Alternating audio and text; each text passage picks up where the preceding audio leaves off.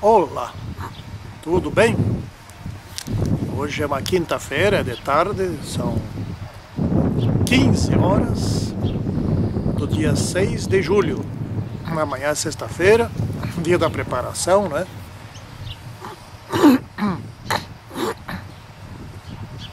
Pois bem, o nosso assunto aqui é a lição número 7, o caminho para a fé. Estudos de Paulo.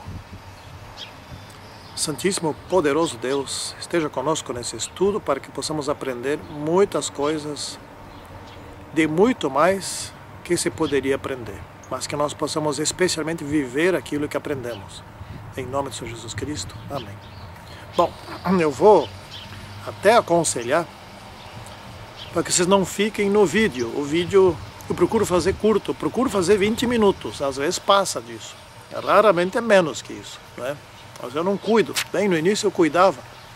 O tempo no relógio, isso passou a me atrapalhar.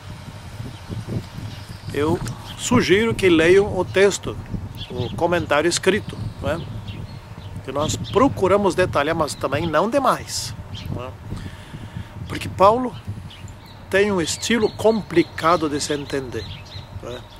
Ele bem que poderia usar palavras mais simples, expressões mais simples, mas não. Aliás, Paulo é um sujeito inusitado. Vocês sabiam que existe aquela profecia dos 2.300 tardes de manhã, ou seja, 2.300 anos, né? Que foi terminar agora em 1844. Agora não, parece que é do nosso tempo. Bom, esse longo período de tempo foi dividido em dois tempos, dois períodos. O de 490 anos, que era o tempo dado para que os judeus, enfim, se arrependessem, né? E depois restaram 1810 anos, que era para então pregar aos gentios, o tempo aos gentios. E esse tempo de 490 anos terminou no ano 34 com o apedrejamento de Estevão. Então agora prestem só atenção. Saulo, que é Paulo, foi o que fechou a porta dos 490 anos. Ele estava ali no apedrejamento de Estevão, né? Então ele foi um dos responsáveis, se não o principal responsável, porque a morte de Estevão é o que é a parte definidora entre antes e depois, né? Desses dois tempos, o primeiro tempo e o segundo tempo. E o mesmo Saulo começou os 1810 anos de pregação aos gentios. Ele foi ele foi o principal pregador aos gentios, né? Então, aquele que fechou a porta de oportunidade aos judeus, abriu a porta de oportunidade aos gentios. É curioso que Saulo seja tão flexível, né? Bom, isso é uma curiosidade, mas foi ele. Pois bem, aqui está Gálatas 3, versículo 22. O nosso verso dessa semana. A Escritura encerrou tudo sob o pecado, para que, mediante a fé em Jesus Cristo, fosse a promessa concedida aos que creem. Ô Paulo, por que não usou umas palavras um pouco mais simples, né? Vamos estudar esse assunto aqui, né? Bom, o que vem a ser aqui, encerrou tudo sob o pecado, né? Ou seja, isso quer dizer o seguinte: estamos todos condenados, né? Estamos todos condenados. Pela lei estamos todos condenados, né? A função da lei é condenar, se houver transgressão. A mesma lei tem por função orientar para que não haja transgressão, né? Porém, havendo, ela tem por função condenar, mas ela não tem por função salvar da condenação. Fique isso bem claro, né? Quem tem por função salvar da condenação é quem pode criar a vida. Jesus Cristo, que é um dos três elementos, seres da Trindade. Esse sim. Mas a lei não tem capacidade nem competência para dar vida a alguém. A lei é letra, não é? Bom, então vamos estudando isso aqui. Eu já disse, aqui não vai dar para esmiuçar muito essa lição número 7, aliás, a lição número 8, 7, ela tem muito detalhe, precisa ser muito bem estudada. Bom, então a pergunta aqui de domingo, é porventura a lei contrária às promessas de Deus? É o que muitos dizem hoje. Antes era a lei, depois que Jesus foi morto, ressuscitou, daí não é mais a lei, daí é a fé, é a graça. Isso é simplesmente ridículo, certo? Pelo seguinte, se Jesus veio morrer por causa da transgressão da lei, quando ele ressuscitou, se anulou a lei. Então por que morreu? Não é? Você não precisava ter morrido. Era anular a lei antes. Vocês transgrediram, caramba, então vamos anular a lei. Aí não tem mais lei, não tem mais transgressão e pronto, tudo resolvido. Era mais fácil. Se fosse essa uma alternativa válida, vocês acham que o céu não teria ido por esse caminho? Convenhamos, né? O céu é mais inteligente que nós, até nós entendemos isso. Bom, então, vamos a um ponto. A lei é contrária à promessa de Deus? Não, nem podia ser, né? Então aqui está a Escritura, encerrou tudo sob o pecado, que é o verso que nós lemos antes, né? É ou não é?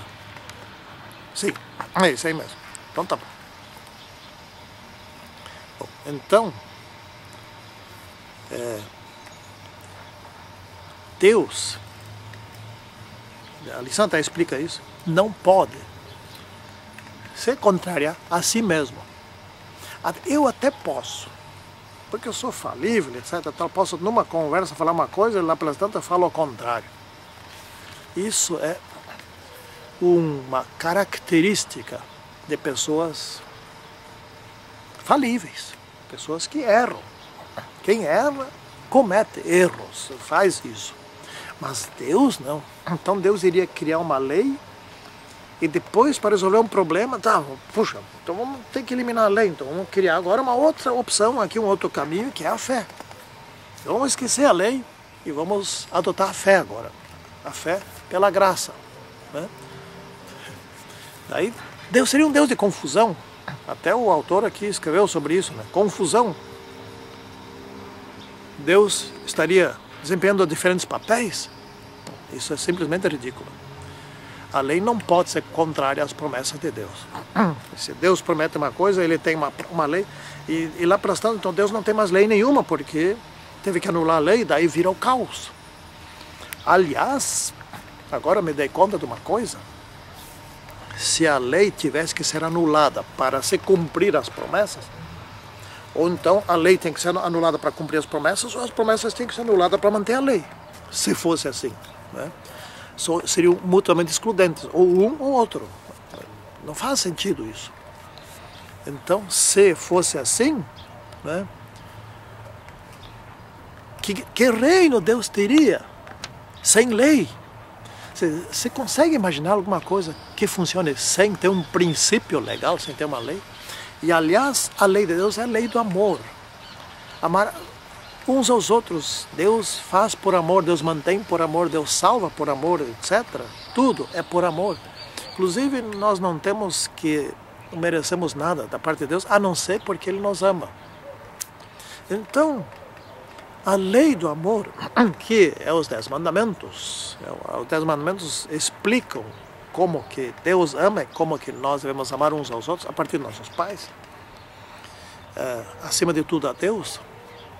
Então, se o amor fosse, que é o caráter de Deus, se isso fosse anulado por causa da fé, etc., também, que dá para imaginar a confusão que isso daria. Lá pelas tantas, por exemplo, bom, agora então não tem mais a lei, então dá para matar, dá para roubar, dá para mentir, né? Dá para dar falso testemunho, dá para cobiçar as coisas um do outro, né? Dá para maltratar os pais, dá para adorar ídolos. Mas não faz sentido algum. Então, só dá para mudar o sábado para o domingo. Outra coisa que também não faz sentido algum. Por que mudar o dia de guarda? O que tem o dia de guarda a ver com o pecado? Me explica, né? O que o sábado tem a ver com a queda de Adão e Eva? O que tem a ver com os meus pecados? Qual é a causa do sábado? Como que se pode entender o sábado como causa para os pecados? Tenta explicar isso, tenta justificar isso. Para por aí, não existe possibilidade. Bom, depois Paulo usa aqui umas expressões que eu acho que ele não devia ter usado. Mas enfim, essas expressões filosóficas de Paulo só servem para que a gente se aprofunde no assunto. E os mal intencionados usam essas expressões ou qualquer outra para criar confusão. Por exemplo, Jesus foi muito claro em dizer que ele não veio para abrogar a lei, não veio para destruir a lei, não veio para acabar com a lei, ele veio para cumprir a lei. E o que eles dizem? Bom, ele cumpriu, então terminou, não tem mais lei. Jesus não podia ter sido mais claro, direto e simples em dizer, eu vim para cumprir, portanto eu vim dar o exemplo. E o que dizem os mal intencionados? Bom, ele cumpriu, então não tem mais lei. Então, qualquer palavra que se colocasse na Bíblia, as de Paulo, as de Jesus, as de seja lá quem for que escreveu a Bíblia, seriam e serão usadas para defender o erro, qualquer, certo? Então, mais fácil ainda isso aqui. Mas Paulo não foi mal intencionado, nem nada. Ele escreveu um pouco mais difícil. E esse mais difícil, no meu ponto de vista, serve para que a gente se aprofunde. Então, o que ele quis dizer aqui com prisioneiros da lei? Ora, ele podia ter usado um sinônimo dessa expressão. Podia ter usado condenados pela lei. Pronto. Não é? Mas o condenados pela lei seria utilizado com a mesma má intenção que o prisioneiros da lei. Então, prisioneiros da lei que viu, a lei não presta, a lei aprisiona. Se tivesse escrito condenados pela lei, viu, a lei condena. Pronto. Gente, para quem não quer entender, ou para quem quer enganar, qualquer coisa serve. Tá? Bom, o que quer dizer então prisioneiros da lei? Ou debaixo da lei. Né? Quer dizer, condenados pela lei. É óbvio. Se o sujeito transgrediu a lei já não é mais amiga, agora a lei se tornou condenadora. Tu vai morrer. Não é? É isso. Então, debaixo da lei, também está num sentido assim, que realmente você agora está sob condenação dela. Né? Você cometeu um erro, você transgrediu a lei, então a lei agora está te condenando. Nós vamos ser aqui um pouco mais reduzidos no tempo, porque eu não quero que esse vídeo também fique muito longo. Não é? Bom, depois vem uma expressão assim, que também está em Gálatas, que a lei é o nosso vigilante. O vigilante já não é mais uma condenação, aí está muito claro, a palavra que é até muito clara, que é uma lei, uma questão de proteção, né? Sob tutela da lei. O que quer dizer isso? Sob tutela da lei é condenação? Não. Tutela quer dizer sob os cuidados da lei, sob a proteção da lei. Encerrados, né? Encerrados, separados. Né? Então a lei tanto protege quanto condena. Protege quando você obedece, condena quando desobedece. Só que tem um detalhe, uma vez desobedecido uma vez, você precisa do perdão. E depois, quando perdoado, a lei continua te protegendo, continua te orientando para que você não erre outra vez. Né? Porém, se errar outra vez, de novo precisa da fé e da graça para escapar da condenação da lei, e de uma vez escapando da condenação da lei porque foi perdoado, de novo você tem que continuar obedecendo para continuar salvo. Você não é salvo porque está obedecendo. Fique claro isso. Você é salvo porque Jesus morreu por você. Mas uma vez perdoado, tem que continuar obedecendo, porque se desobedece, cai na velha história de sempre, da transgressão. Isso é tão simples quanto o dia é claro e a noite é escura. né? É simples demais. Bom, então fala aqui sobre, por exemplo, na questão 4, eu estou indo aqui de ponto por ponto até. Quais eram os benefícios da lei moral, da lei cerimonial para os antigos israelitas? E quais são os benefícios da lei moral hoje para nós? Nós não precisamos mais da lei cerimonial. A lei cerimonial tinha por função apontar até Jesus Cristo. A lei moral fazia isso e muito mais que isso, né? Orientava para não cair em pecado. Pois bem, as duas leis juntas criavam um estilo de vida superior, saudável, amigável. Tinha leis civis, tinha leis de saúde, etc. De uma vida mais agradável, né? Mais estável, com mais progresso, mais produção, com mais respeito à terra, mais respeito aos animais, etc. Ou seja, resumindo tudo, as leis que Deus deu é para que nós cuidássemos de nós mesmos, do relacionamento entre nós, do relacionamento nosso com a natureza, para que pudéssemos viver de uma maneira melhor e não explorássemos a natureza, não explorássemos uns aos outros. É isso, né? Bom, então, aqui na parte de quarta-feira vem a lei como nosso tutor, ou aio. Né? O que é esse aio? Aprendi aqui uma coisa bem interessante, né? É o pedagogo, mas não é o pedagogo no conceito atual, o do professor. O professor hoje ensina coisa. Esse aqui é o pedagogo no conceito romano, do paidagogos, né? Aquele paidagogos, o pedagogo, lá do Império Romano, era às vezes um escravo, às vezes era uma pessoa livre, mas uma pessoa preparada, né? Que cuidava dos filhos do imperador, ou dos filhos do comandante, dos filhos de qualquer pessoa muito rica e que não tinha tempo para cuidar dos filhos. Então esse é que cuidava. Ele cuidava de mais ou menos dos 7 anos em diante, cuidava da educação, da higiene, do passatempo, dos jogos, da capacitação física, enfim, tudo. Vou resumir aqui. Tudo o que uma criança precisava aprender para depois ser imperador também, né? Cuidava dos deveres escolares, cuidava de toda a educação, da saúde, enfim, tudo o que era necessário para que fosse um bom cidadão, inteligente, capaz, competente, apto, né? Para que no futuro se tornasse um comandante, enfim, um grande líder dentro do Império Romano, para que fosse um vencedor na vida, né? Isso é que era o pedagogo.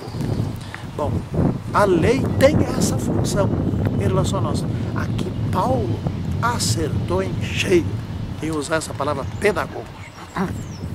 Porque a função da lei não é só dizer, tu não faz, tu não roube, não adultere, não mate, etc. Não é só isso. A função da lei é nos preparar para sermos cidadãos do reino celeste. Essa é a função da lei, não é? Então a lei resumida é 10 mandamentos, mas na verdade é a Bíblia inteira, toda, né? Para ali nos tornar cidadãos decentes, corretos, cidadãos que são, que têm o amor no coração, que saibam ser irmãos de Jesus Cristo, que sejam dignos, né? É pela lei que o Espírito Santo nos qualifica para o céu. Então, essa aqui é a função da lei como nosso tutor, não é? E também antes ali como vigilante. Então, a lei nos livra, não só simplesmente nos livra do pecado, cria em nós um estilo de vida. Porque essa lei tem que estar no nosso coração, na verdade, mente, não é? Ou seja, nós devemos de tal maneira estar impregnados por essa lei para que ao natural nós sejamos como Jesus foi. Isso é a função da lei, né?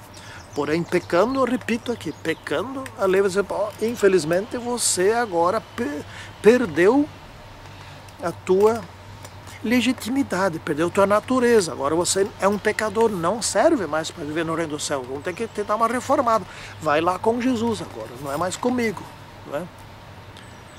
Bom, então aqui finalizando a lei e o cristão. Nós somos devemos ser o produto daquele pedagogo, né?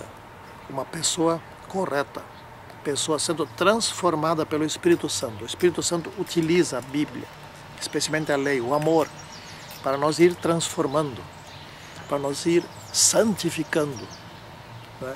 E cada vez mais a gente tem nojo do pecado. Ao natural, o que antes nos atraía para o mundo e que é condenável, ao natural a gente passa a ter nojo, né? E então lá pelas tantas o sujeito começa a rejeitar o mundo, começa a gostar das coisas divinas. Essa pessoa começa a caminhar num caminho cada vez mais estreito, né? Ela não se torna liberal, ela se torna centrada, equilibrada. Nem fanático, nem ultrafanático, nem liberal, nem ultraliberal. E sim, equilibrada, né? E isso significa dizer que nós não estamos mais debaixo da lei, não estamos mais sendo condenados pela lei, mas sim protegidos pela lei. Por quê? Porque fomos perdoados. E uma vez perdoados, somos puros, somos igual a Jesus, não temos pecado, a não ser que pequemos de novo, mas espero que não. E uma vez que estamos perdoados, estamos protegidos pela lei e orientados pela lei, pelo pedagogo. Que isso seja na nossa vida, né? Que a nossa vida seja assim. Se cairmos, sem problema, desde que retornemos a Jesus. Santíssimo e poderoso Deus, fique conosco a partir desses estudos para que possamos não ser joio e sim trigo. Em nome de São Jesus Cristo. Amém. Tchau.